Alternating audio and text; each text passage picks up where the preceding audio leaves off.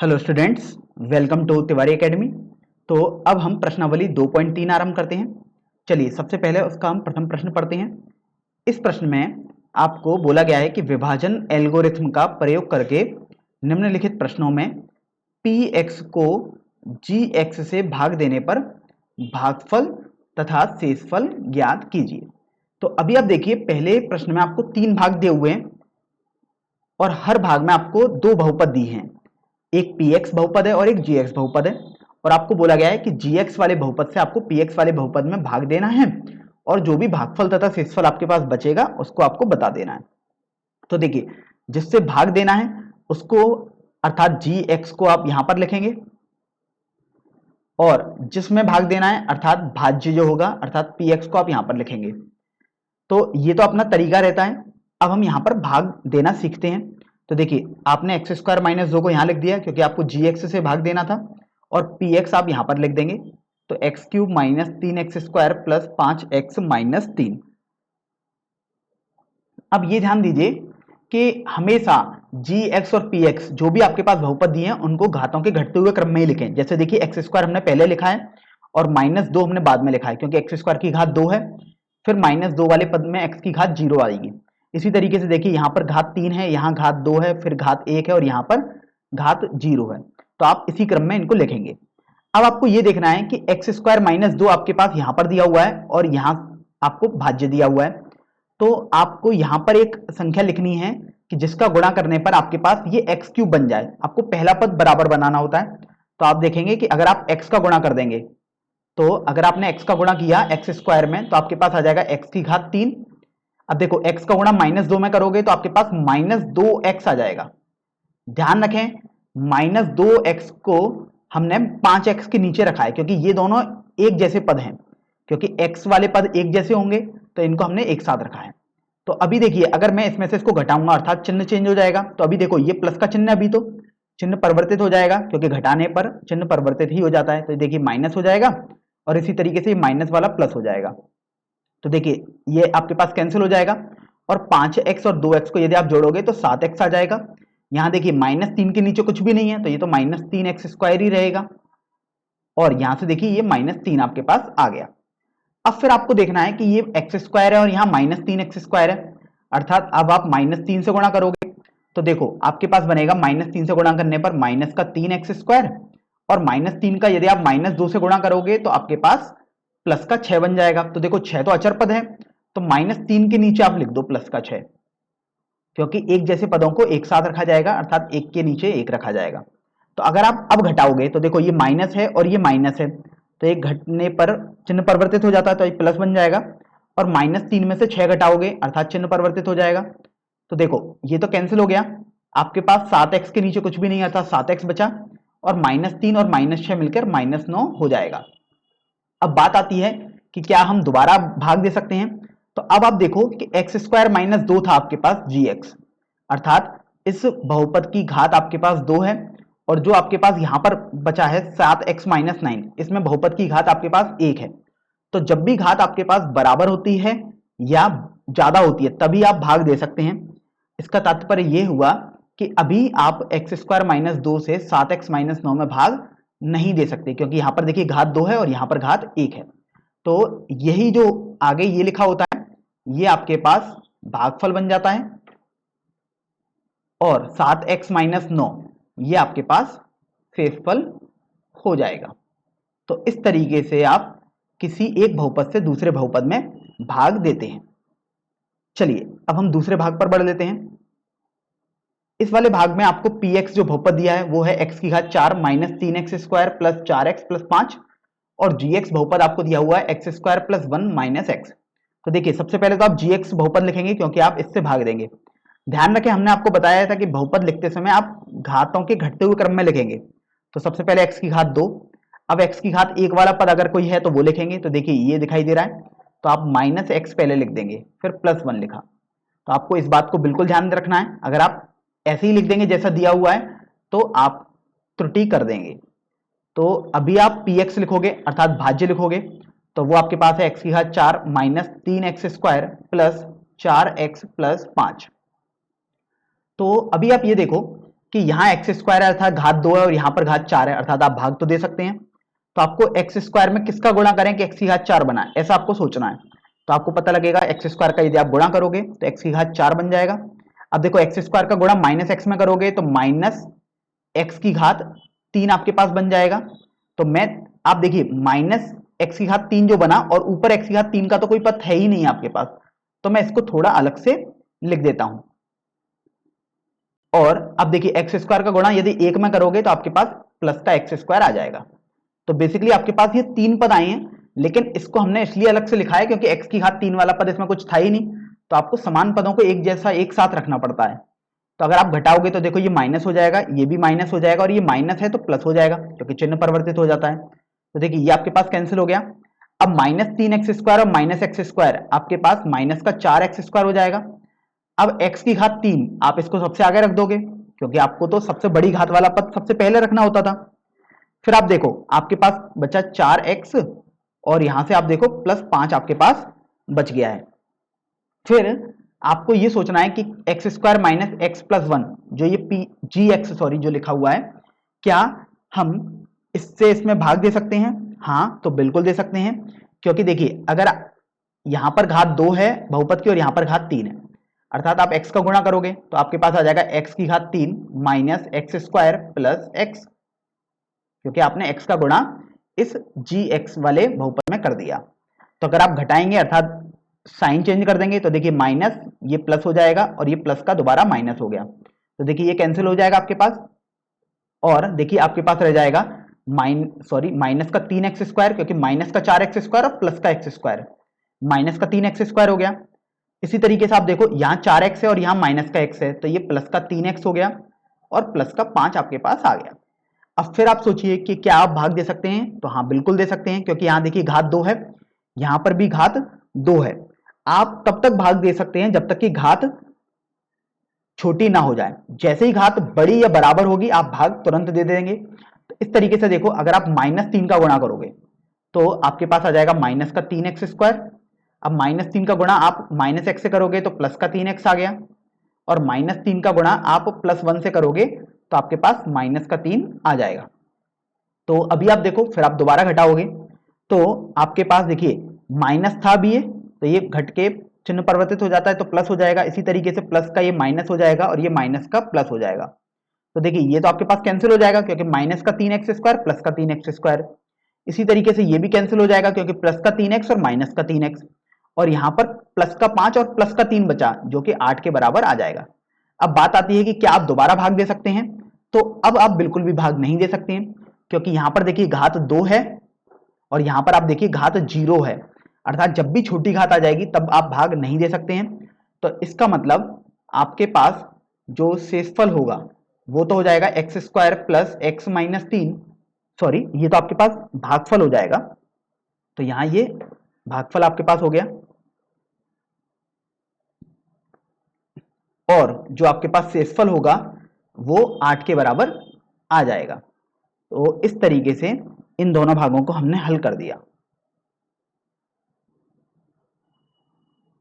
अब देखिए तीसरे भाग में आपको जो px है वो बहुपद दिया हुआ है x की घात 4 माइनस 5x प्लस 6, और gx वाला बहुपद दिया है 2 माइनस एक्स स्क्वायर, और आपको gx से भाग देना है। तो सबसे पहले तो ध्यान रखें जो gx वाला बहुपद है और जो px वाला बहुपद है उनको हमेशा घातों के घटते हुए क्रम में लिखा जाता है, अर्थात आप माइनस एक्स स्क्वायर को पहले लिखेंगे फिर प्लस 2 लिखेंगे, और यहाँ पर आप px वाला बहुपद लिखेंगे अर्थात जो भाज्य है x की घात 4 माइनस 5x प्लस 6। तो फिर आप देखिए आपको यहाँ माइनस एक्स स्क्वायर है, यहाँ एक्स की घात 4 है, तो आप माइनस एक्स स्क्वायर का गुणा करेंगे तभी तो एक्स की घात 4 बनेगा, तो आपने एक्स की घात 4 कर दिया। अब आप माइनस एक्स स्क्वायर का प्लस 2 में गुणा करोगे तो आपके पास माइनस का 2x स्क्वायर आया, लेकिन आप देख रहे हैं कि इन पदों में ये जो आपके पास पद लिखे हुए हैं इनमें आपके पास एक्स स्क्वायर वाला तो कोई पद है ही नहीं, इसलिए आप जो माइनस का 2x स्क्वायर आया इसको अलग से यहां पर लिख लीजिएगा। तो अभी देखिए हम घटाते हैं, तो घटाने पर आप जानते हैं चिन्ह परिवर्तित हो जाएगा, तो देखिए प्लस है तो ये माइनस हो जाएगा और ये कट जाएगा, और इसी तरीके से देखिए ये माइनस है तो प्लस हो जाएगा। तो आप सबसे पहले तो 2x स्क्वायर लिख देंगे क्योंकि सबसे बड़ी वाला घात वाला पद जो होगा वो सबसे पहले लिखना होता है। फिर आप देखिए माइनस 5x आपके पास बचा है और यहाँ पर +6 आपके पास बचा है। अब आप देखिए कि सोचेंगे कि क्या -x² + 2 से इसमें भाग जा सकता है, तो बिल्कुल जा सकता है, क्योंकि देखिए यहाँ पर घात 2 है और यहाँ पर आप देखिए घात 2 है यहाँ पर भी, अर्थात हम भाग दे सकते हैं अभी भी। तो देखिए आप -2 से भाग दे देंगे तभी तो आपके पास प्लस का 2x² बनेगा, और -2 से आप +2 में भाग देंगे तो आपके पास माइनस का 4 हो जाएगा। तो आप देखिए मैंने अचर के नीचे अचर पद रखा हुआ है, तो अभी जब हम घटाएंगे तो चिन्ह परिवर्तित हो जाएंगे, तो ये माइनस और ये प्लस हो जाएगा। तो देखिए 2x² में से माइनस का 2x² तो ये कैंसिल हो जाएगा, और यहां पर आपके पास बचेगा माइनस का 5x और +6 और +4 अर्थात +10 आपके पास बच जाएगा। तो इस तरीके से अब ये आपके पास आ गया। अब आप सोचिए कि क्या आप भाग दोबारा दे सकते हैं, तो अभी आप भाग नहीं दे सकते, क्योंकि देखिए ये जो बहुपद है इसमें घात आपके पास 2 है, यहां पर आपके पास घात 1 है, तो यहां पर अभी आप भाग नहीं दे सकते। इसका तात्पर्य ये हुआ कि ये जो है अब आपके पास शेषफल बन चुका है। तो यहां से आपके पास शेषफल तो आ जाएगा माइनस का 5x + 10, और जो भागफल है वो आपके पास ये हो जाएगा, जो कि आ रहा है माइनस का x² - 2 के बराबर। तो इस तरीके से आपका पहला भाग हल होता है। चलिए अब हम दूसरे भाग पर बढ़ते हैं, दूसरे प्रश्न पर। तो इस प्रश्न में आपको बोला गया है कि पहले बहुपद से दूसरे बहुपद को भाग करके जांच कीजिए कि क्या प्रथम बहुपद द्वितीय बहुपद का एक गुणनखंड है। तो अभी देखिए आपको बोला गया है जो पहला बहुपद, आपके पास 3 भाग हैं और हर किसी भाग में 3 बहुपद, 2-2 बहुपद दिए हुए हैं, और आपको बोला गया है कि प्रथम बहुपद द्वितीय बहुपद का एक गुणनखंड है और इसकी आपको जांच करनी है। तो देखिए सबसे बेहतर बात ये रहती है कि अगर हम इसका कॉन्सेप्ट समझें, तो समझिए कि अगर जैसे आपके पास संख्या 3 है और संख्या 12 है, और आपसे बोला जाए कि क्या 3 12 का एक गुणनखंड है, तो आप 3 से 12 में भाग देंगे। यदि शेषफल, मैं यहां पर लिख देता हूं, यदि शेषफल 0 आएगा तो गुणनखंड होता है, और शेषफल 0 नहीं आया तो गुणनखंड नहीं होगा। तो आपको इन बातों का ध्यान रखना है। जैसे आप देखो 3 का अगर आप 12 में भाग दोगे तो ये 4 और आपको ये 0 मिल गया, तो आपने देखा कि शेषफल तो आपके पास 0 आ गया, तो इसका मतलब 3 12 का एक गुणनखंड होता है। तो जैसा कॉन्सेप्ट हमने इन नंबर्स में लगाया है ऐसा ही यहां पर बहुपद में लगाएंगे। तो इसी तरीके से देखिए पहले वाला प्रश्न, पहले वाले भाग पर हम बढ़ते हैं। तो यहां पर आपको भाग देना है t² - 3 से दूसरे वाले बहुपद में, जो कि आपके पास लिखा हुआ है 2 गुणा t की घात 4 प्लस 3 गुणा t की घात 3 माइनस 2 गुणा t की घात 2 माइनस 9t माइनस 12 के बराबर। तो अभी आप ये देखो कि आप t² से इसमें भाग देंगे, तो इसका मतलब 2t² आपको गुणा करना पड़ेगा, तभी तो आपके पास 2 गुणा t की घात 4 आ जाएगा। अब देखो 2t² का आप -3 में गुणा करोगे तो माइनस का 6t² आएगा। तो देखिए आप इसके नीचे लिखेंगे, क्योंकि t² वाले पदों को एक साथ लिखा जाएगा। तो अभी हम घटाएंगे तो देखिए ये माइनस हो जाएगा और ये माइनस चिन्ह था तो ये प्लस हो जाएगा। तो अब देखिए ये तो आपके पास कैंसिल हो गया, क्योंकि प्लस का 2t की घात 4 और माइनस का 2 गुणा t की घात 4। अब देखिए इसके नीचे तो आप कुछ पा ही नहीं रहे हैं, तो इसको तो आप ऐसे लिख देंगे 3 गुणा t की घात 3। ये आपके पास हो जाएगा प्लस 4 गुणा t की घात 2 माइनस 9t माइनस 12 के बराबर। तो अभी आप ये देखो कि t² से अब आपको इसमें भाग देना है, तो भाग तो चला जाएगा क्योंकि यहाँ घात 2 है और यहाँ पर घात देखिए 3 है अर्थात ज्यादा है, तो आप 3t का गुणा कर देंगे, तो आपके पास आ जाएगा 3 गुणा t की घात 3। अब देखो 3t का आप -3 में गुणा करोगे तो माइनस का 9t आ जाएगा, तो आप t वाले पदों के नीचे ही t वाले पद लिखेंगे, इस बात का आपको विशेष ध्यान रखना है। तो अगर आप अब घटाएंगे तो देखिए चिन्ह परिवर्तित हो जाएंगे और यहाँ पर प्लस का हो जाएगा, तो देखिए ये तो कैंसिल और ये भी आपके पास कैंसिल हो गया, तो आपके पास केवल बचा है 4t² - 12। फिर आप देखिए कि क्या आप भाग दे सकते हैं, तो आपको पता लगेगा यहाँ पर घात 2 है और यहाँ पर भी घात 2 है अर्थात आप भाग दे सकते हैं। तो भाग देने के लिए अब आप +4 का गुणा यहाँ से कर देंगे, तो देखिए आपके पास आ जाएगा 4t² - 12। तो देखिए अब आप घटाते हैं, तो घटाने पर आप जानते हैं यहाँ प्लस का 4t² है, अभी घटाने पर ये चिन्ह परिवर्तित हो जाएगा और देखिए माइनस है तो ये प्लस हो जाएगा, तो देखिए ये कैंसिल और ये भी कैंसिल हो गया, तो आपके पास बेसिकली शेषफल कुछ भी नहीं बचा। तो आप बोल सकते हैं चूंकि शेषफल इक्वल टू 0, अर्थात आपने देखा कि शेषफल यहां पर 0 आ रहा है, इसलिए जो टी स्क्वायर माइनस 3 एक गुणनखंड होगा। अब गुणनखंड किसका होगा? तो ये स्वाभाविक सी बात है, जो यहां पर आपके पास बहुपद लिखा हुआ है भाज्य वाला, उसका एक गुणनखंड टी स्क्वायर माइनस 3 हो जाएगा। अब देखिए दूसरे भाग में आपको पहला बहुपद दिया है x square plus 3x plus 1, और दूसरा बहुपद आपके पास दिया है 3 गुणा एक्स की घात 4 plus 5x cube minus 7x square plus 2x plus 2। तो अभी आप x square plus 3x plus 1 से इस बहुपद में भाग देंगे, तो 3x की घात 4 प्लस 5x की घात 3 माइनस 7x की घात 2 प्लस 2x प्लस 2। तो देखिए सबसे पहले भाग देने के लिए आप ये सोचेंगे कि क्या आप इससे इसमें भाग दे सकते हैं? हाँ, तो बिल्कुल दे सकते हैं, क्योंकि देखिए घात यहाँ पर बड़ी है और यहाँ पर घात छोटी है। तो यहाँ पर आप 3x स्क्वायर का गुणा करेंगे इससे, तो आपके पास आ जाएगा 3 गुणा एक्स की घात 4 प्लस, अब देखिए 3x स्क्वायर का आप 3x गुणा करोगे तो 9x क्यूब आएगा, तो आप x क्यूब के नीचे लिखेंगे इसको। 3x स्क्वायर का अब आप 1 से गुणा करोगे तो आपके पास प्लस का 3x स्क्वायर आ जाएगा, तो x स्क्वायर वाले पदों को आप एक लाइन में लिखेंगे। तो अगर आप अब घटाएंगे तो देखिए यहां पर अभी कुछ भी नहीं है चिन्ह, अर्थात प्लस का चिन्ह है, तो देखिए ये माइनस हो जाएगा, तो ये आपके पास कैंसिल हो गया, ये माइनस हो जाएगा और ये भी माइनस हो जाएगा, तो ये आपके पास बचेगा माइनस का 4x क्यूब, ये बचा माइनस का 10x square plus 2x plus 2। तो बेसिकली आप इतना तो समझ गए कि आपको पहला वाला जो पद होता है वो बिल्कुल बराबर लाना होता है। तो अभी आप देखो, आप माइनस 4x का गुणा करोगे तभी तो आपके पास माइनस का 4x की घात 3 आ जाएगा, माइनस का 12x आ जाएगा, माइनस का 4x आपके पास यहां से आ जाएगा, यहां पर स्क्वायर आएगा। तो अभी देखिए आप घटाएंगे तो ऑब्वियस सी बात है ये वाला पद तो जीरो हो ही जाएगा, क्योंकि कैंसिल हो जाता है, ये प्लस हो जाएगा और ये प्लस हो जाएगा, क्योंकि चिन्ह परिवर्तित होता है। तो अभी आप देखो आपके पास बचेगा प्लस का 2x स्क्वायर, क्योंकि देखिए प्लस का 12x स्क्वायर है और माइनस का 10x स्क्वायर है, तो प्लस का 2x स्क्वायर आ गया, यहां पर प्लस का 2x और प्लस का 4x मिलकर प्लस का 6x बन जाएगा, प्लस 2 बन गया। फिर आपने देखा कि आप प्लस 2 का यदि गुणा करोगे तो आपके पास प्लस 2x स्क्वायर बन जाएगा। आपका यही उद्देश्य रहता है कि ये पहला पद आपके पास गुणा करने पर बराबर आ जाना चाहिए। तो अभी आप देखो 2 का गुणा 3x से करोगे तो आपके पास 6x आ जाएगा, और 2 का गुणा यदि आप 1 से करोगे तो आपके पास प्लस 2 आ जाएगा। तो अगर आप अभी घटाएंगे तो देखिए चिन्ह परिवर्तित हो जाएंगे, तो ये प्लस का माइनस, ये भी माइनस और ये भी माइनस, तो देखिए ये कैंसिल हो गया क्योंकि चिन्ह अलग है, बाकी न्यूमेरिकल वैल्यू सेम है, ये भी कैंसिल हो जाएगा और ये भी आपके पास कैंसिल हो गया। तो आपको यहां से समझ में आया कि जो आपके पास शेषफल है वो 0 है।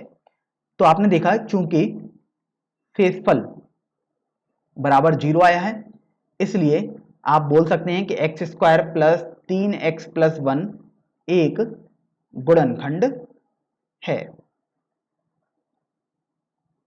तो इस तरीके से आपने दूसरे वाले भाग में जांच करी तो आपको पता लगा कि पहला जो बहुपद है वो एक गुणनखंड होगा दूसरे बहुपद का। चलिए अब हम अगले भाग पर बढ़ते हैं, भाग 3 पर। तो देखिए भाग 3 में आपको दो बहुपद दिए हुए हैं दोबारा, और यहां पर आपके पास बहुपद है x की घात 3 माइनस 3x प्लस 1, और दूसरा बहुपद है x की घात 5 minus 4x cube plus x square plus 3x plus 1। तो अभी आप देखिए x की घात 3 माइनस 3x प्लस 1 से आप दिए गए बहुपद में भाग देंगे, तो आपने यहाँ पर भाज्य में जो बहुपद आएगा वो लिखा x की घात 5 माइनस 4x की घात 3 प्लस x की घात 2 प्लस 3x प्लस 1। तो फिर आप देखिए कि अगर आप x की घात 3 का इसमें भाग देंगे तो आपको x स्क्वायर से गुणा करना पड़ेगा, तभी तो आप ये वाला पद बिल्कुल बराबर बना पाएंगे। तो आपके पास आ जाएगा x की घात 5। अब देखिए एक्स स्क्वायर का गुणा आप माइनस 3x से करोगे तो आपके पास आ जाएगा माइनस का 3x की घात 3, और एक्स स्क्वायर का गुणा यदि आप 1 से करोगे तो आपके पास प्लस का एक्स स्क्वायर आ जाएगा। तो अभी आप ये देखो कि अगर आप घटाओगे तो ये तो माइनस हो जाएगा, क्योंकि अभी कुछ भी चिन्ह नहीं है अर्थात प्लस का चिन्ह है, यहाँ माइनस है तो ये प्लस हो जाएगा और ये प्लस है तो ये माइनस हो जाएगा। तो आप देख रहे हैं यहाँ पर एक्स की घात 5 और माइनस एक्स की घात 5 कैंसिल हो जाएगा, ये माइनस का 4x की घात 3 है और यहाँ प्लस का 3x की घात 3 है, अर्थात माइनस का x की घात 3 बचा, और देखिए प्लस का एक्स स्क्वायर और माइनस का एक्स स्क्वायर आपके पास यहां से कैंसिल हो जाएगा। तो आपके पास बचा है प्लस का 3x प्लस 1। फिर आप देखिए कि आप x क्यूब से क्या इसमें भाग दे सकते हैं, तो हाँ बिल्कुल दे सकते हैं, क्योंकि घात बराबर है दोनों बहुपद की, अर्थात आप भाग दे सकते हैं। तो देखिए आपको -1 का गुणा करना पड़ेगा, तभी तो आपके पास -x की घात 3 बनेगा। अगर आप -1 का गुणा -3x में करोगे तो आपके पास +3x आएगा, अर्थात आप x के पद नीचे ही लिखेंगे, x वाले पद, तो प्लस का 3x आपने लिख दिया। और -1 का गुणा यदि आप x में करोगे तो आपके पास -1 आ जाएगा। तो देखिए अगर आप अभी इनको घटाएंगे तो देखिए माइनस है तो ये प्लस हो जाएगा, प्लस है तो माइनस, और माइनस है तो प्लस हो जाएगा। तो आप यहां से देख रहे हो माइनस का x क्यूब और प्लस का x क्यूब, ये तो आपके पास कट जाएगा। इसी तरीके से देखिए प्लस का 3x है और ये माइनस का 3x हो चुका है अब, तो ये भी आपके पास कैंसिल हो जाएगा। और लेकिन यहाँ पर +1 है और यहाँ पर भी +1 है, यहाँ पर 2 आपके पास हो जाएगा। यहाँ पर आपको ध्यान रखना है, कुछ छात्र यहाँ पर 0 कर देंगे जल्दबाजी में, लेकिन आपको जल्दबाजी नहीं करनी है, क्योंकि देखिए प्लस का 1 है और ये प्लस का 1 हो चुका है चिन्ह परिवर्तित करने के बाद, तो प्लस का 2 आ जाएगा। तो यहां से आपने देखा कि चूंकि शेषफल आपका जो 2 आया है वो 0 के बराबर तो नहीं है। अब चूंकि शेषफल 0 के बराबर नहीं है, इसलिए आप बोल सकते हैं x की घात 3 माइनस 3x प्लस 1 एक गुणनखंड नहीं होगा। तो इस तरीके से आपने इस प्रश्न को भी हल कर दिया है। तो अब हम प्रश्न संख्या 3 हल करते हैं। इस प्रश्न में आपको बोला गया है कि 3x की घात 4 प्लस 6x की घात 3 minus 2x square minus 10x minus 5 के अन्य सभी शून्यक ज्ञात कीजिए यदि इसके दो शून्यक √5/3 और माइनस का √5/3 हैं। तो देखिए सबसे पहले तो हम ये समझ लें कॉन्सेप्ट एक, कि यदि किसी बहुपद के शून्यक x बराबर अल्फा है तो x माइनस अल्फा एक गुणनखंड होगा।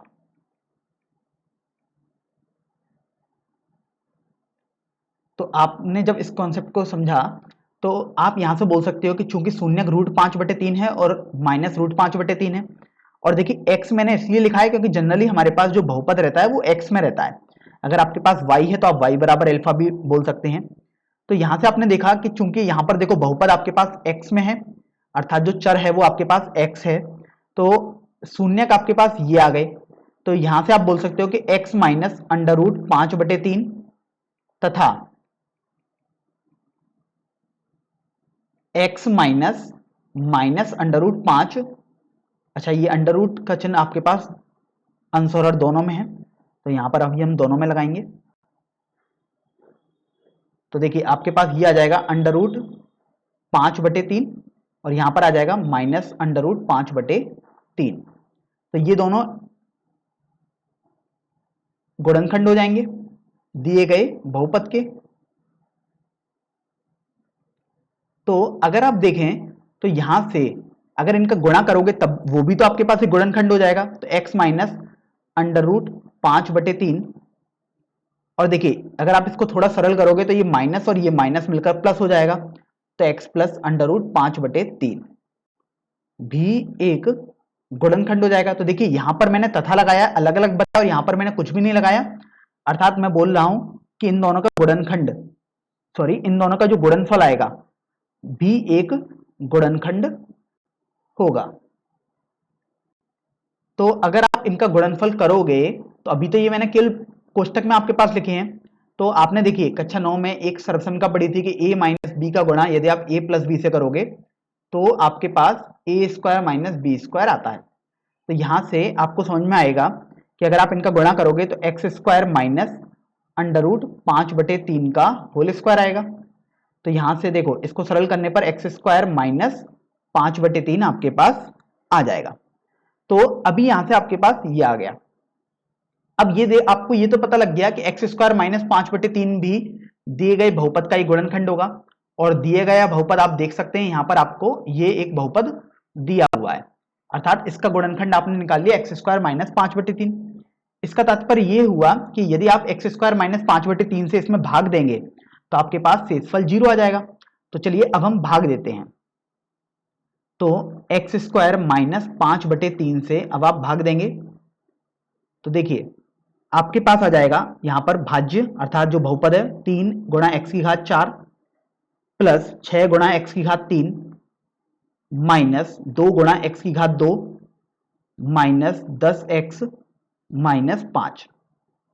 तो अभी आप देखिए यहां पर भाग दीजिएगा तो आपके पास आ जाएगा एक्स स्क्वायर से जब आप इसमें भाग देंगे तो 3x स्क्वायर का गुणा करना पड़ेगा, तभी तो आपके पास 3 गुणा एक्स की घात 4 आएगा। फिर देखिए 3x स्क्वायर का जब आप माइनस 5/3 में गुणा करोगे तो माइनस का 5x स्क्वायर बचेगा, क्योंकि मैं यहां पर आपको करके दिखा देता हूं। माइनस का 5/3 का गुणा 3x स्क्वायर से यदि आप करोगे तो देखिए ये आपके पास बच जाएगा माइनस का 5x स्क्वायर के बराबर।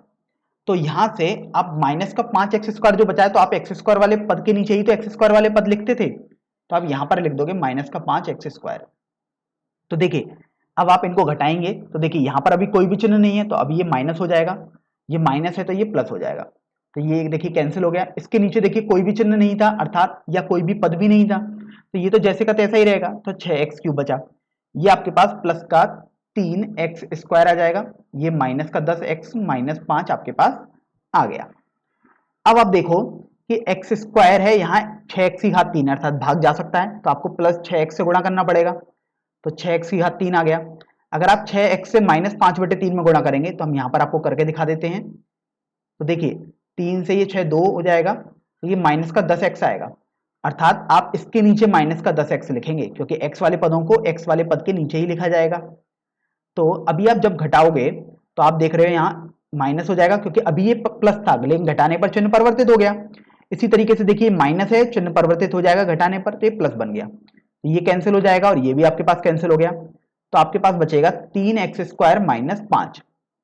फिर आप देख रहे हैं कि क्या आप दोबारा भाग दे सकते हैं, तो आप देखेंगे यहाँ पर घात 2 है, यहाँ पर घात भी 2 है, अर्थात आप भाग दे सकते हैं।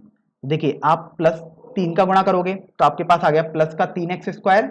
ये देखो 3 का गुणा अगर आप माइनस 5/3 से करोगे तो माइनस का 5 आ जाएगा।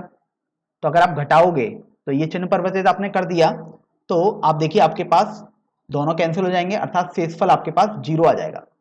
इसका मतलब ऑब्वियस सी बात है, स्वाभाविक था कि शेषफल आपके पास 0 ही आना था, तो क्योंकि ये तो आपके पास गुणनखंड आया था, इनका गुणनफल भी, इसका मतलब ये हुआ कि आप शेषफल प्रमेय से इसको लिख सकते हैं, जो बहुपद था वो हो जाएगा 3 गुणा एक्स की घात 4 प्लस 6 गुणा एक्स की घात 3 minus 2x square minus 10x minus 5 बराबर, आपने भाग दिया एक्स स्क्वायर माइनस 5/3 से, और आप देखिए जो आपके पास भागफल आया है वो आया है 3x square plus 6x plus 3,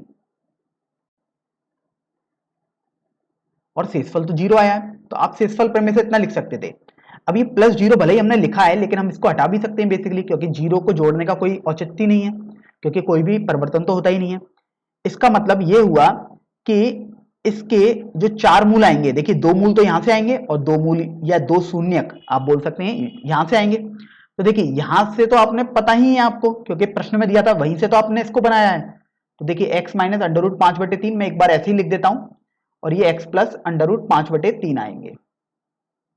ये अंडर रूट का चिन्ह आपके पास अंश और दोनों में है, तो इस बात का आप ध्यान रखें। अब यहां से 3x square plus 6x plus 3 आपके पास बचा है, तो चलिए इसको हम यहां पर ऐसे ही लिख देते हैं। तो जो बाकी के 2 शून्यक आएंगे अर्थात जो 2 मूल आएंगे, शून्यक को हम मूल भी बोलते हैं, वो आपके पास आ जाएंगे 3x square plus 6x plus 3 से। तो अभी आप देखो अगर आप चाहो तो 3 को कॉमन ले सकते हो, तो आपके पास बन जाएगा x square plus 2x plus 1, तो यहां से देखो 3। अब अगर आप इसके शून्यक निकालना चाहोगे तो आपके पास 2 तरीके हमने आपको बताए थे, एक तरीका था सीधाचार्य विधि से फॉर्मूले से, और दूसरा तरीका था गुणनखंड से। तो देखिए गुणनखंड यदि आप करोगे तो x square plus x plus 1 आ जाएगा, तो देखिए 3। अब यहां से आप x कॉमन ले लें इनमें, तो आपके पास बचेगा x प्लस 1, और यहां से आपको कुछ ऐसा कॉमन लेना है कि ये ही फैक्टर आना चाहिए, तो यहां से आपने 1 कॉमन लिया तो x प्लस 1 आपके पास बच गया। तो यहां पर आप देख रहे हैं कि x प्लस 1 अर्थात ये दोनों जो गुणनखंड है वो उभयनिष्ठ आप ले लोगे, तो आपके पास अगला जो गुणनखंड बचेगा वो भी x प्लस 1 ही बच जाएगा। इसका मतलब ये हुआ कि जो अन्य शून्यक हैं आपके पास जो आपको दिए हुए थे उसके अलावा, वो आपके पास हो जाएंगे, यहां से देखिए -1 आ जाएगा और यहां से भी आपके पास देखिए -1 आ जाएगा। इसका मतलब आपको इस बहुपद के चारों शून्यक पता लग गए, दो तो आपके पास दिए हुए थे और अन्य जो दो शून्यक होंगे वो -1 तथा -1 हो जाएंगे।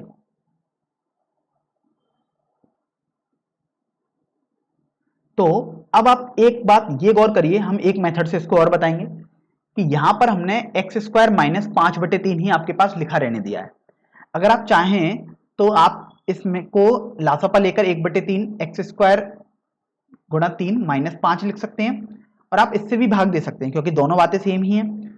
और अगर आप 1/3 को फिर हटाना चाहें तो हटा भी सकते हैं क्योंकि किसी भी अचर पद का गुणा या भाग करने पर उसके शून्यकों में कोई भी अंतर नहीं आता है। तो अभी आप देखिए मैंने x² -5/3 से तो पहले भाग दिया था, अब मैं मेथड 2 में 3x² -5 से भाग देता हूं।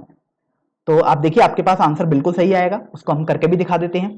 ये आपके पास हो जाएगा 3x⁴ plus 6x⁴ minus 2x² -10x -5। तो अगर आप देखिए भाग देंगे तो यहां से आप देख रहे हैं कि ये आपके पास 3x⁴ है और यहाँ 3x² अर्थात x² का गुणा करना पड़ेगा, तो 3x⁴ आ गया। x² का यदि आप -5 में गुणा करोगे तो -5x² आएगा, तो आप x² के नीचे लिखेंगे, तो मैं यहां लिख देता हूं -5x² और इसको मैं यहां पर हटा देता हूं। तो अभी आप देखिए अगर आप इनको घटाएंगे तो चिन्ह तो परिवर्तित हो जाएगा, तो ये माइनस हो गया, ये प्लस हो जाएगा, तो ये 6x⁴ ये आपके पास प्लस 3x² माइनस 10x -5 आएगा। फिर आपने देखा कि आपको प्लस 2x का गुणा करना पड़ेगा, तो ये आपके पास 6x⁴ आ गया और 2x का गुणा यदि आप -5 से करोगे तो माइनस का 10x आ जाएगा। तो देखिए ये माइनस आ गया और ये प्लस, क्योंकि घटाने पर चिन्ह परिवर्तित हो जाता है। तो आपके पास यहां से बचेगा 3x² -5। तो अभी आप देखो अगर आप 1 का गुणा करोगे तो आपके पास 3x² आ गया और यहाँ -5 आ जाएगा। तो देखिए ये कैंसिल हो गया और ये भी कैंसिल हो गया, तो आपके पास शेषफल 0 आया।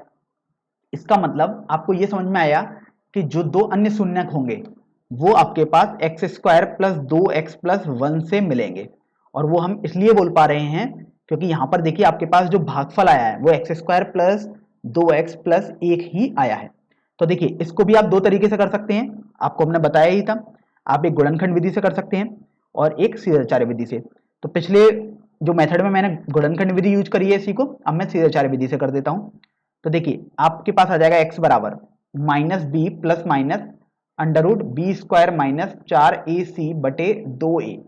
आपको ये फॉर्मूला यूज करना है जब आपके पास ax² plus bx plus c इस तरीके का बहुपद हो। तो आप देख रहे हो कि आप यदि कंपेयर करोगे इसमें तो a का मान तो आपके पास 1 हो गया, b का मान 2 आ जाएगा और c का मान 1 आ जाएगा।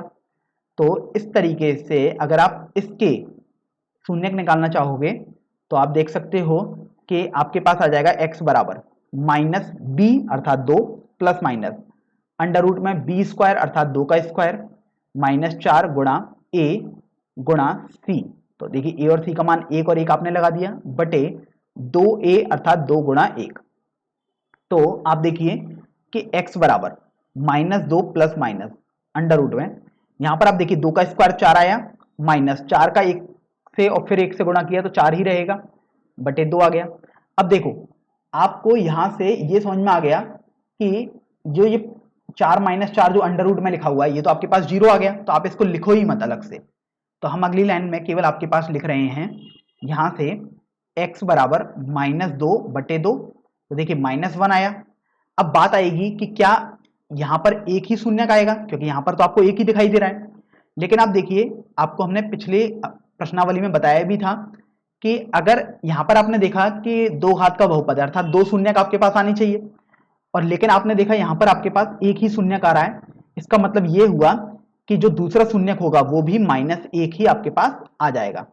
इसलिए अन्य जो शून्यक आपके पास आएंगे दिए गए बहुपद के वो आपके पास -1 तथा -1 ही हो जाएंगे। अब हम प्रश्न संख्या 4 हल कर लेते हैं।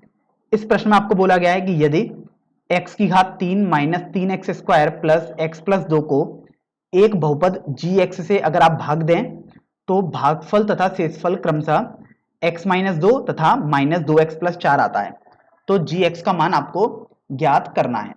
तो अभी आप देखो, अगर आप नंबर्स में बात करते थे, यहां पर तो भले ही बहुपद दिए हुए, तो नंबर्स में पहले हम समझते हैं। नंबर्स में आपने सीखा था कि आपके पास जो भाज्य आता है वो होता है भाजक गुणा भागफल प्लस शेषफल के बराबर। देखिए ये आपने पढ़ा था। तो अभी आप चाहे नंबर्स की बात हो अर्थात अंकों की बात कर रहे हो, चाहे ये बहुपद x या जिसमें भी आपके पास बहुपद है उसकी आप बात कर रहे हो, आपको यही फॉर्मूला यूज करना है। तो भाज्य तो देखिए ये हो जाएगा क्योंकि आपको इसमें भाग देना है।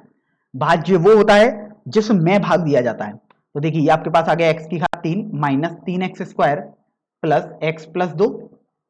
भाजक, भाजक वो होता है जिससे भाग दिया जाता है। तो देखिए आपको gx से भाग देना है अर्थात भाजक आपके पास gx हो गया।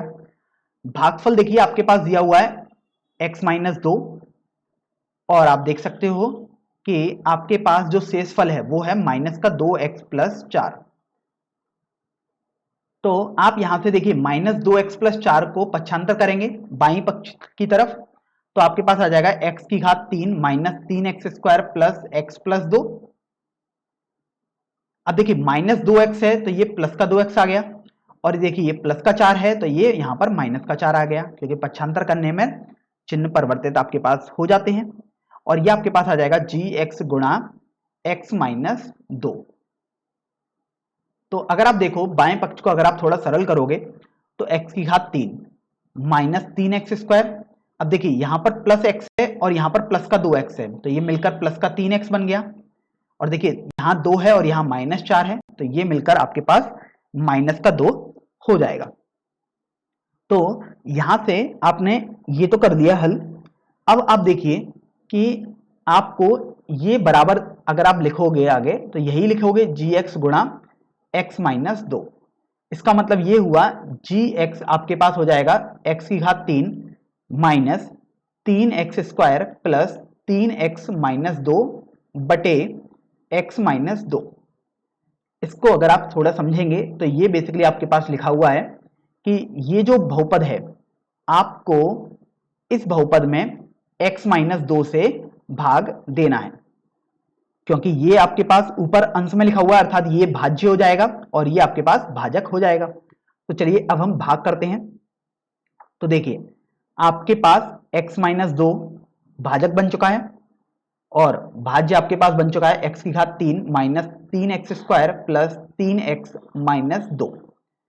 फिर आप अगर भाग दोगे तो आपको पता लगेगा कि x² से गुणा करना पड़ेगा क्योंकि यहाँ x³ है, तो x² से यदि x का गुणा करेंगे तभी आपके पास x की घात 3 बनेगा। माइनस, अब देखिए 2 का गुणा x² से करोगे तो माइनस का 2x² आ गया। अगर आप घटाएंगे तो देखिए माइनस है और ये प्लस हो जाएगा। तो आप देख रहे हो कि ये तो आपके पास कैंसिल हो जाएगा क्योंकि माइनस और प्लस चिन्ह का अंतर है, और ये आपके पास माइनस का x² प्लस का 3x माइनस का 2 आपके पास आ गया। फिर आप देखिए कि आप माइनस x से गुणा करोगे तो ये आ जाएगा माइनस का x²। फिर देखिए आपके पास माइनस का 2 से माइनस के x में गुणा करोगे तो प्लस का 2x आ गया। तो अगर आप घटाओगे तो देखो ये प्लस आ गया और ये आपके पास माइनस आ जाएगा क्योंकि घटाने पर चिन्ह परिवर्तित हो जाते हैं। तो आपने देखा ये भी आपके पास कैंसिल हो जाएगा और आपके पास यहां से बच जाएगा 5x माइनस 2 के, सॉरी यहां पर 3x और यहां माइनस का 2x है, तो 5x ना होकर आपके पास केवल x बचेगा -2 के बराबर। फिर आप देखिए कि यहां पर अगर आप +1 कर दें अर्थात 1 का गुणा करोगे तो आपके पास x-2 आ जाएगा। तो देखिए माइनस और ये प्लस, तो ये भी आपके पास कैंसिल हो जाएंगे, तो आपके पास 0 आ गया। तो इसका मतलब आपने देखा कि gx जो होगा यही तो आपके पास आ जाएगा जो आपके पास भागफल आया, इसलिए यहां से gx का मान आपके पास आ जाएगा x² माइनस x+1। और आपको प्रश्न में gx निकालने को ही बोला गया था, अतः यही आपका आंसर हो जाएगा। तो अब हम प्रश्नावली 2.3 का सबसे अंतिम प्रश्न अर्थात प्रश्न संख्या 5 हल करते हैं। यहां पर आपको बोला गया है कि बहुपदों px, gx, qx तथा rx के ऐसे उदाहरण दीजिए जो विभाजन एल्गोरिथ्म को संतुष्ट करते हो तथा, और यहाँ पर आपको पास 3 केस दिए हुए हैं, अर्थात 3 स्थितियां दी हुई हैं। तो सबसे पहले तो आप ये समझ लीजिए, आपके पास जो px दिया हुआ है, जो gx दिया हुआ है, qx दिया हुआ है और rx दिया हुआ है, वो क्या क्या है, क्योंकि यहाँ पर कुछ भी बताया तो नहीं गया है। तो देखिए, अगर आप जनरल नोटेशन के हिसाब से समझेंगे तो px आपके पास भाज्य हो जाएगा, gx आपके पास भाजक है, qx आपके पास भागफल है और rx आपके पास शेषफल है। देखिए, qx इसका नाम इसलिए पड़ा है क्योंकि q से कोशेंट होता है, जिसको हम अंग्रेजी में कोशेंट ऐसे लिख दिया, हिंदी में जिसको हम भागफल बोलते हैं, और rx इसके लिए बोलते हैं इसको क्योंकि अंग्रेजी में शेषफल को रिमाइंडर बोलते हैं। तो इसलिए यहां से आपको शेषफल और भागफल तो समझ में आ गया, आपको इसको थोड़ा ध्यान रखना है। तो देखिए, आपने एक फॉर्मूला पढ़ा था कि जो भाज्य होता है अर्थात px बराबर भाजक गुणा भागफल होता है, अर्थात gx गुणा qx आएगा, प्लस शेषफल आता है, तो शेषफल आपने rx लिख दिया। अब आप यहां से सबसे पहले तो ये समझ लें कि जो आपको ये प्रश्न दिया गया है, इस प्रश्न में आपको बोला गया है कि ऐसे उदाहरण आपको देने हैं जो विभाजन एल्गोरिथम को संतुष्ट करते हो। तो आपके पास जरूरी नहीं है जो आपने हल किया हो वही आपकी उत्तर पुस्तिका में लिखा हो, ऐसे आपके पास अनगिनत उदाहरण ऐसे हो सकते हैं जो इन संभावनाओं को संतुष्ट करते हो। तो आप बिल्कुल भी निश्चिंत रहें कि आपका सवाल गलत हो सकता है या सही हो सकता है, क्योंकि वो केवल आपके करने पर डिपेंड करता है कि आप कैसे उसको सही कर रहे हैं या गलत कर रहे हैं। क्योंकि अगर आप उत्तर पुस्तिका में देखेंगे तो हो सकता है आपका आंसर मैच ना करे, क्योंकि उदाहरण तो आपके पास काफी सारे हो सकते हैं। तो देखिए, सबसे पहला हम भाग पर बढ़ते हैं। सबसे पहले भाग में आपको दिया हुआ है कि घात px बराबर घात qx के बराबर। तो अभी आप यहां से देखो कि घात px का मतलब ये है जो px वाला बहुपद है उसकी घात और जो qx वाला बहुपद है उसकी घात बराबर होनी चाहिए। तो देखिए, यहां पर बराबर का चिन्ह लगाएं, तो यहां पर ये समझ में आ गया कि जो px वाला बहुपद है और qx वाले बहुपद की घात बराबर होगी। तो अभी आप यहां से ये देखो कि px अर्थात इसकी घात और qx वाले बहुपद इसकी घात बराबर है। इसका तात्पर्य तो आपके पास ये हुआ कि जो gx वाला बहुपद है इसकी घात आपके पास 0 आनी चाहिए, क्योंकि मान लीजिएगा, मैं आपको समझाने के तौर पर एक उदाहरण के तौर पर बताता हूं कि px वाले बहुपद की घात 5 है, तो मान लीजिएगा आपने x की घात 5 प्लस समथिंग करके px लिखा है, बराबर आपको qx वाले बहुपद की घात बराबर दी गई थी, तो चलिए qx वाले बहुपद की घात भी आपने 4x की घात 5 प्लस समथिंग करके ऐसे लिख दिया। अब यहाँ gx बचा है और यहाँ आपके पास rx बचा है। अब यहां से आपको मैं rx को थोड़ा अलग से लिख देता हूं, प्लस करके, प्लस rx आपके पास बचा है। फिर आप देखिए कि यहां से अगर आप गुणा करेंगे gx की, आप घात कुछ भी मान लेंगे बहुपद की, तो गुणा करने पर तो घातें जुड़ती हैं। अगर आपने gx के बहुपद की घात 1 मानी तो ये वाले पूरे बहुपद की घात 6 हो जाएगी, क्योंकि 1 और 5 जुड़ के 6 हो जाएगा। अर्थात चूंकि ये 5 है और आपको बोला गया ये भी 5 ही रहना चाहिए, इसका मतलब आपको समझ में आया कि gx वाले बहुपद की घात 0 आनी चाहिए। इसका मतलब gx एक अचर होना चाहिए। तो यहां से आपको ये समझ में आ गया कि gx वाला जो बहुपद होगा वो एक अचर होगा। तो अब देखिए, अब आप ऐसे बहुत सारे उदाहरण लिख सकते हैं। तो जैसे देखिए, px आप कोई भी बहुपद मान सकते हैं, आप मान सकते हैं 5 घात वाला बहुपद, आप हो सकता है 2 घात वाला बहुपद मान लें, आप 10 घात वाला बहुपद भी मान सकते हैं। लेकिन मैं आपको उदाहरण के तौर पर एक सरल सा तरीका बता देता हूं कि आपको थोड़ा कम मेहनत भी लगे। तो आप सबसे कम घात का मतलब 1, 2 ऐसी 3 घातों वाला एक बहुपद कोई सा भी मान सकते हैं। जैसे मान लीजिएगा हमने 2 घात वाला बहुपद कोई भी मान लिया, x square plus 4x plus 8, हमने इसको मान लिया, ये हमने px मान लिया। अब चूंकि qx आपको दिया हुआ है, तो देखिए qx भी हमने यहां पर आपके सामने qx तो अभी हम नहीं मान सकते क्योंकि वो तो rx पे डिपेंड करेगा।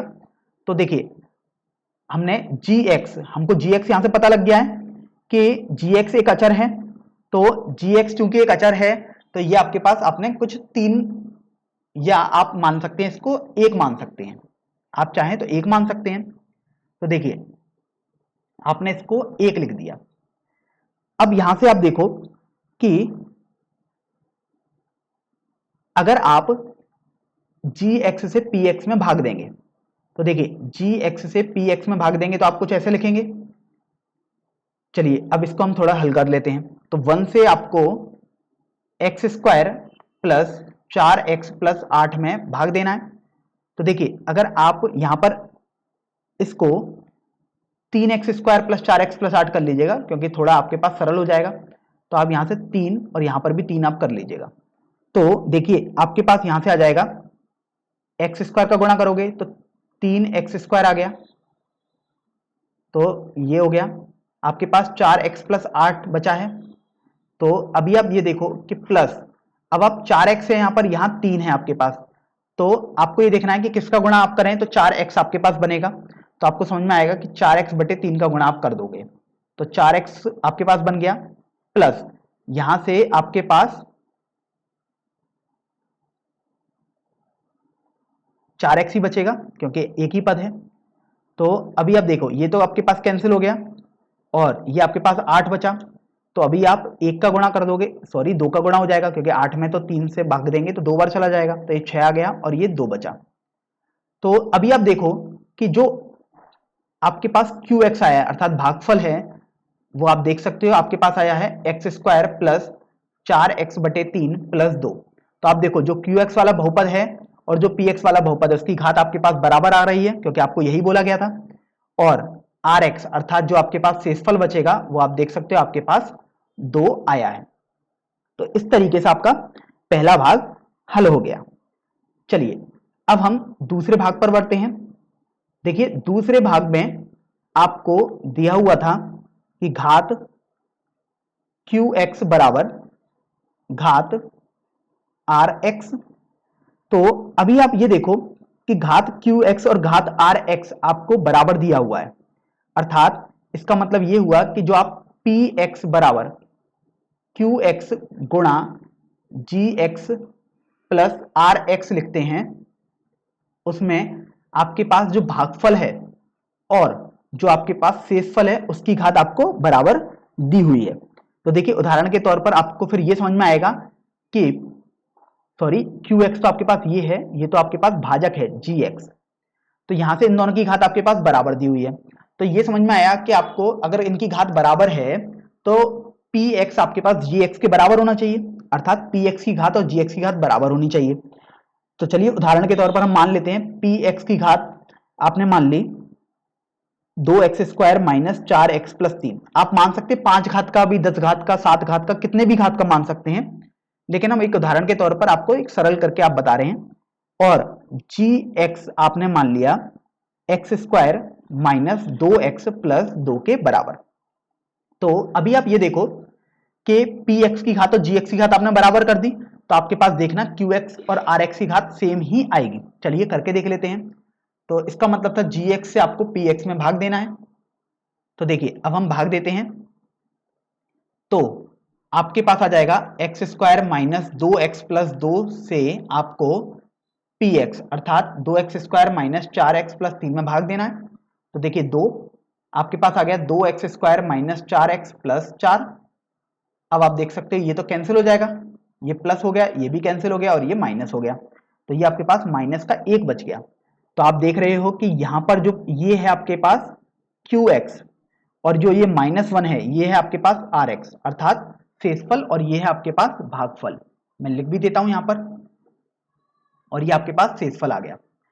अब आप देख भी सकते हैं कि जो भागफल और शेषफल की घात आ रही है, देखिए घात यहां पर इस बहुपद की 0 है क्योंकि x का कोई पद ही नहीं आ रहा, तो आप यहां पर घात 0 बोलेंगे। इसी तरीके से आप देख रहे हो यहां पर भी एक अचर पद आ रहा है, अर्थात यहां पर भी आपके पास घात 0 ही हो जाएगी। तो इस तरीके से आपने दूसरा भाग भी हल कर दिया। चलिए अब हम दूसरे भाग के बाद अगले भाग पर बढ़ते हैं।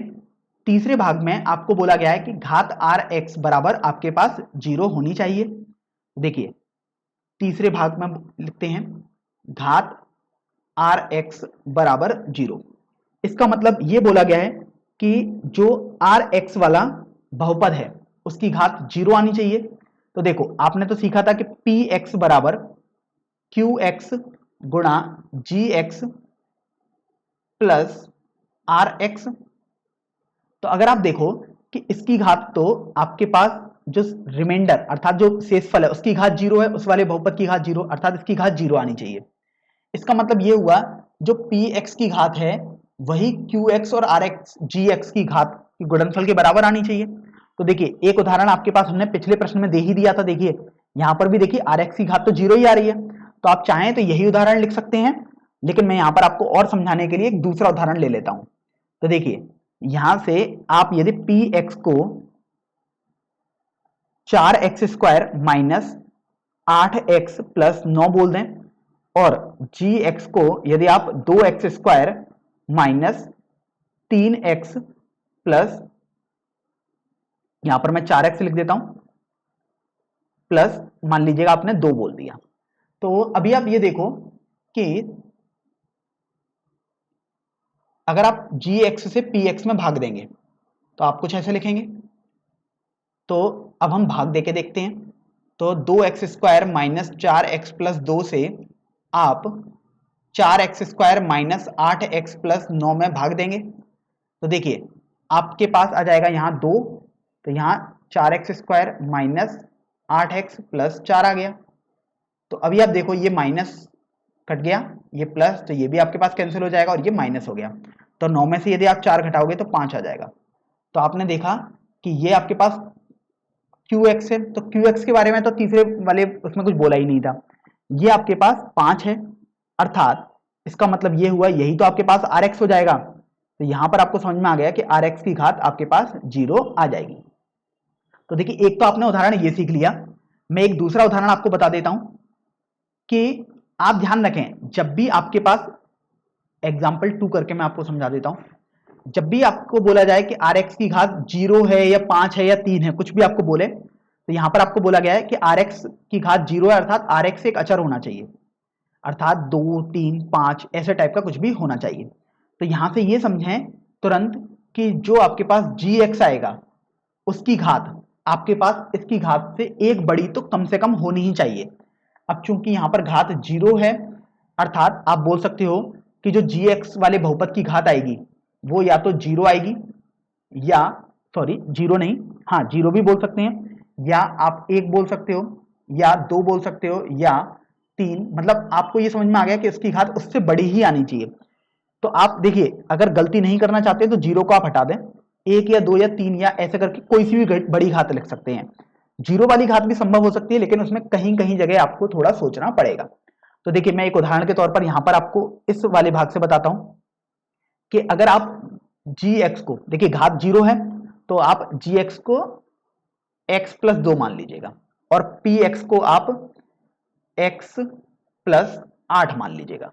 तो अभी देखिए बहुत आसान बन गया ये समझना अपने लिए। तो अगर आप x प्लस 2 से x प्लस 8 में भाग देंगे तो आप देख सकते हो ये एक बार जाएगा तो x प्लस 2 आ जाएगा और ये आपके पास 6 आ जाएगा। तो आप देख रहे हो यही आपके पास शेषफल आ जाएगा, क्योंकि अब तो आप भाग दे ही नहीं सकते। तो इसका मतलब यही आपके पास rx आ गया। तो यहां से आप देख रहे हो कि rx की घात आपके पास 0 आ चुकी है। तो यहां से आपको ऐसे उदाहरण लिखना भी आ गया कि जहां पर आपके पास कोई भी स्थिति दे सकते हैं और आपको एक उदाहरण लिखना होगा।